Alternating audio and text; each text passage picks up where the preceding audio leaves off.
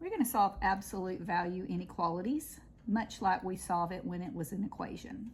The first thing you do is you write the problem down just like it is without the bars. Nothing changed. X plus 7 less than or equal to 2, no absolute value bars.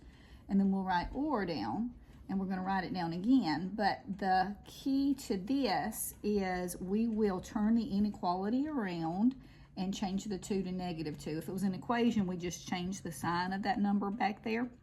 But now we have to turn the inequality around and change the sign. And then we work it as always. To get this x by itself, we need to get rid of plus 7 by subtracting 7 because it's the opposite operation.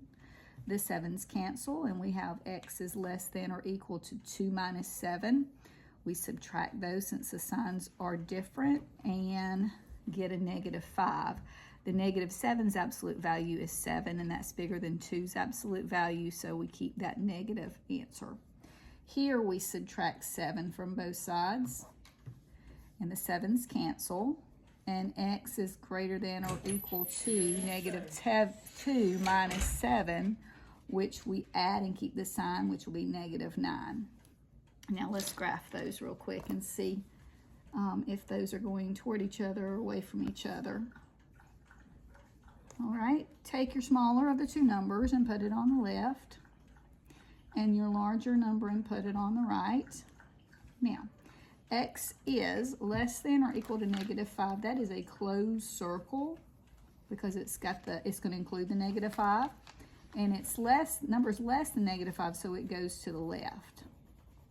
The number's less than -5 are left of it.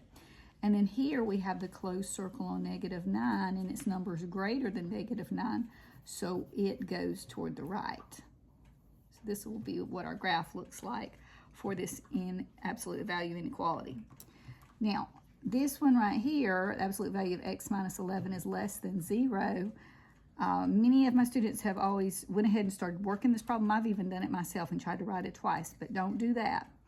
Remember that the absolute value of an expression must be greater than or equal to 0. So if it says less than 0, I can't work this problem. I have to say that there is no solution, there is no x that would make that true.